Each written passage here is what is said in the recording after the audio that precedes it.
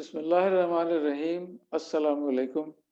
This is Salim Akhtar Malik, your host at the Observation Post channel. This channel is dedicated to discussing matters of national and international importance and of security. You are requested to please subscribe to this channel. It is free. In this session, we'll discuss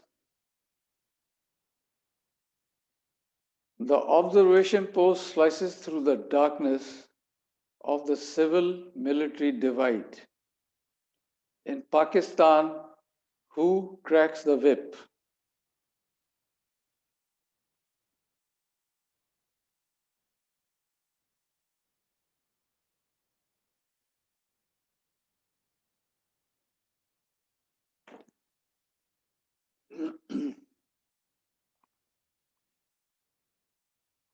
In context of Pakistan, people often ask, what is democracy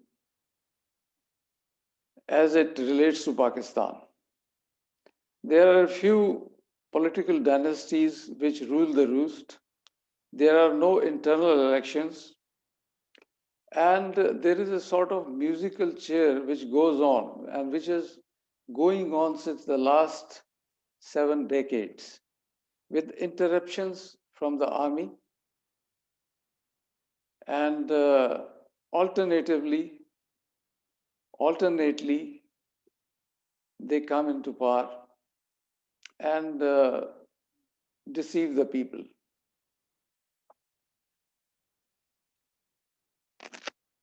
In this scenario, what is the role of the Pakistan army? And what had been its role since independence? I must tell you that at independence, there were only two army divisions, the 7th Division and the 9th Division, which played almost no active role during the first Kashmir War, which confronted Pakistan right after independence. They came into action only when the Indian army was threatening to cross the line Uri, Poonch, Nowshera. The Kashmir War was masterminded by two serving colonels of the Pakistan army, which the Pakistan army had seconded to a ghost Azad Kashmir Forces headquarters. These two officers were Colonel Akbar Khan, who was the Director Weapons and Equipment, and Colonel Sher Khan, the Deputy Director Military Intelligence at GHQ. And these two reported directly to Prime Minister Liaquat Ali Khan. So as I said, Pakistan Army came into the fray or joined the fray when the Indian Army was threatening to cross line Uri Pooch Nowshera.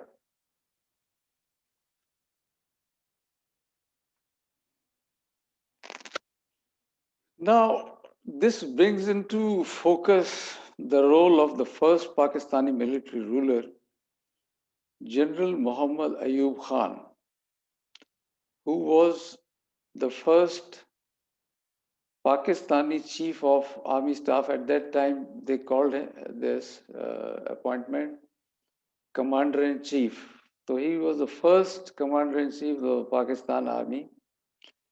And he had the distinction of being the chief of the commander-in-chief of the army, as well as the defense minister.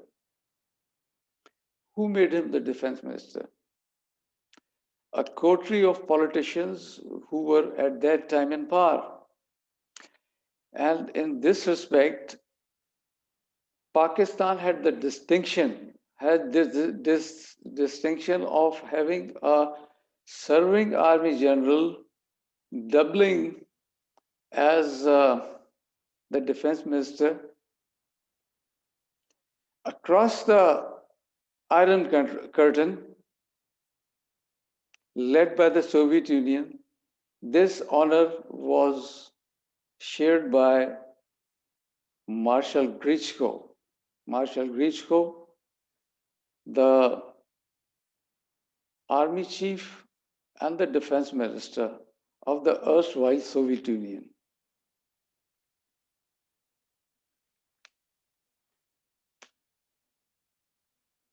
So there is a blame game going on for the last 7 decades, and more so for the last 4 decades, as to who is ruling the roost or who rules the roost. Now, the fact of the matter is that the politicians, whenever they want, they bring the army into power.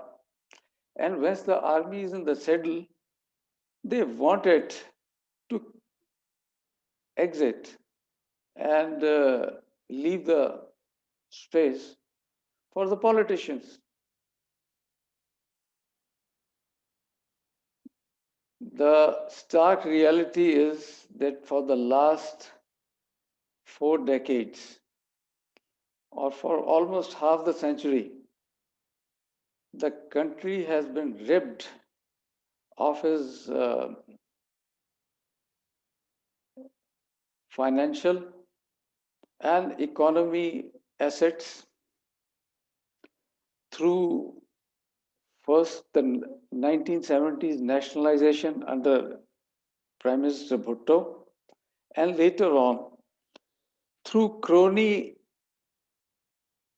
capitalism unleashed on the country by Nawaz Sharif and Zardari family.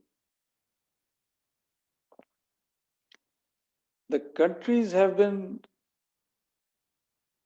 ripped of the heavy industrial assets which had been constructed and created after a lot of effort. And whatever is left, whatever assets are left, are under the hammer. Under these circumstances, it goes to the credit of the Pakistan Army that whereas the Indian Army budget now surpasses Pakistan's entire budget, the armed forces are making do mostly with second-hand equipment. The army has received second-hand artillery guns and armored personnel carriers, which were lying in junk in Italy. It rebuilt them and is presently using them.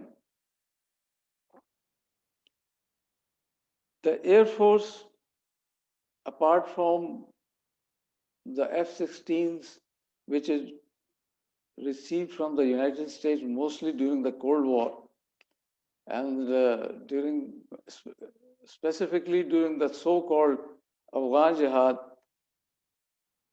is operating the largest segment in its fleet is of the Mirage aircraft, which are half a century old and are being kept operational by rebuilding them again and again.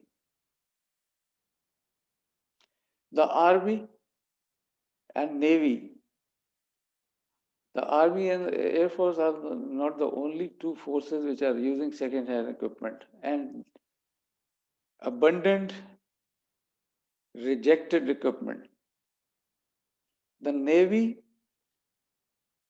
apart from the 4 Chinese origin frigates, are mostly operating Second World War, or till recently it was operating the Second World War ships. which would not have found their place even in junkyards. This is the state of affairs where the army has to defend its borders, both the eastern borders as well as the western borders. And for defending the borders as well as to maintain internal security in the erstwhile federally administered tribal areas and in the terrorism ridden Balochistan province, it has to operate through proper budgeting. In the present situation, where the enemy and the Air Force are equally embroiled in fighting not only the insurgents from India and Afghanistan, but also their proxies and carpetbaggers and Trojan horses in Pakistan. In this situation, Pakistan Army and the rest of the armed forces will continue to play a larger than life role in national affairs. That's all what I wanted to say in this session. Thank you very much. Be seeing you.